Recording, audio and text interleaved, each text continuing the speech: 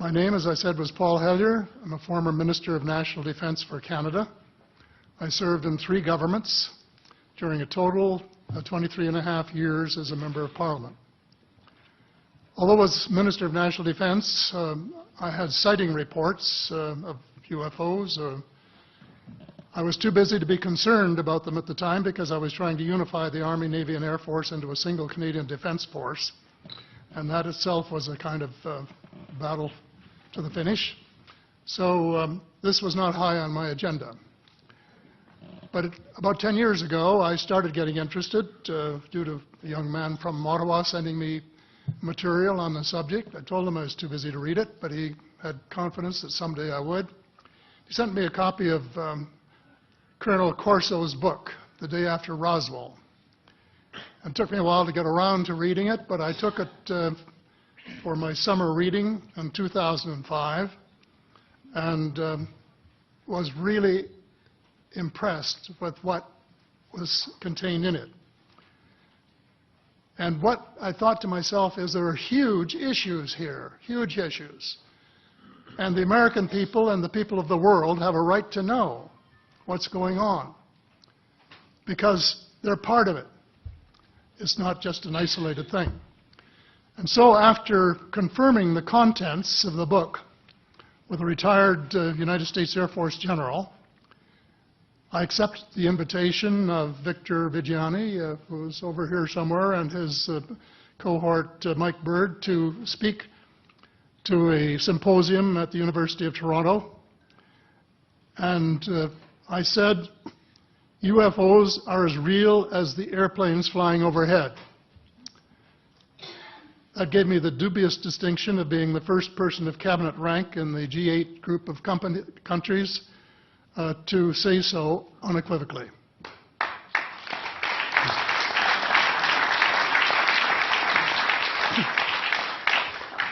Since then, I've learned a lot from many sources, including a number of the fantastic witnesses that we have heard these last 4 days. They were so outstanding, I was just really blown away with them, the amount of information that was available. And I appreciate every single one of them. But because I'm not a ufologist, I'm a politician, there are only a few things that I want to add in that particular realm. First is that about in the 1960s sometime, it was a flotilla of UFOs headed south that crossed into NATO territory in Europe. And the Commander-in-Chief of the Supreme Allied Headquarters in Europe was naturally very shaken. Fortunately, or maybe divine providence, before the panic button was pushed, the flotilla turned around and headed back north. Obviously, they had thought maybe they were Russian, and they were very concerned about it. Anyway, an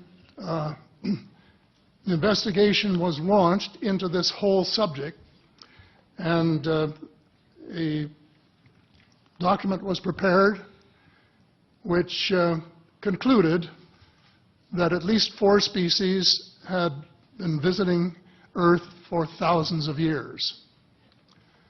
And this is my own view at this stage as well. So,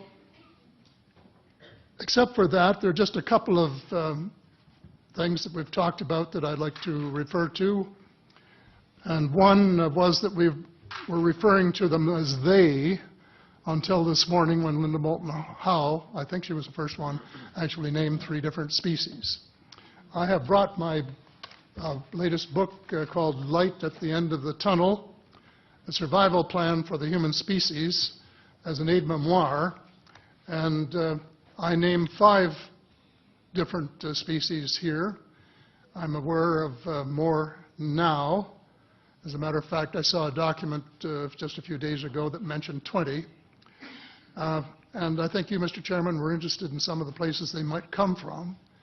And I have in here Zeta Reticuli, R-E-T-I-C-U-L-I, Reticuli, the Pleiades, Orion, Andromeda, and the Altair star systems. So I don't think we can more refer to them as they because they're not an amorphous mass.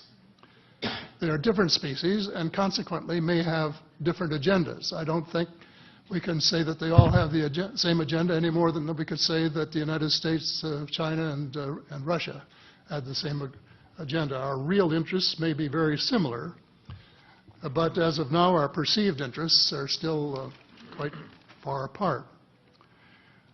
One more observation before I begin what I want to say, and that is that we spent quite a bit of time talking about the 66-year-old cadavers.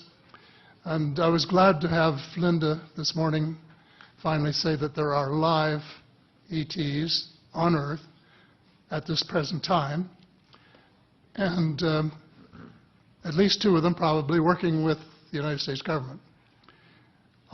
The other species that I learned about not too long ago was called the tall whites.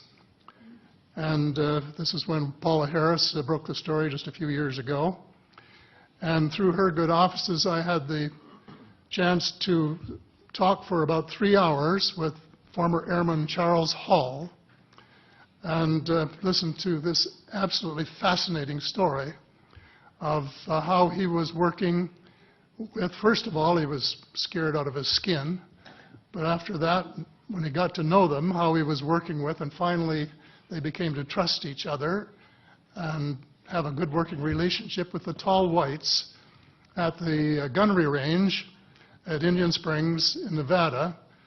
And these tall whites were living on United States Air Force property and working in cooperation with the United States Air Force and sharing technology with them. He wrote a book, incidentally, called Millennial Hospitality.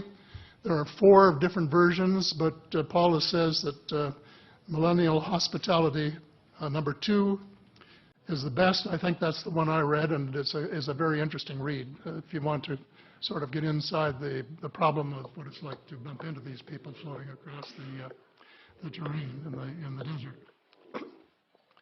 Enough on that for now. My interest is in full disclosure. And I just, my only caveat is I think probably I would say 95 to 98% full disclosure. I know of 1 or 2 things that I'm not sure should be in the public domain, at least yet. There will be someday, I'm sure, but not maybe immediately.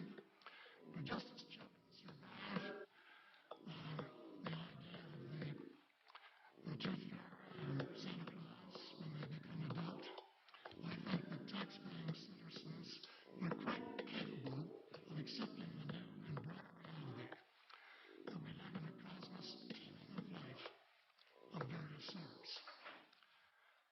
The fact that some other civilizations are more advanced than we are may be humbling. But that could be a necessary step in our survival.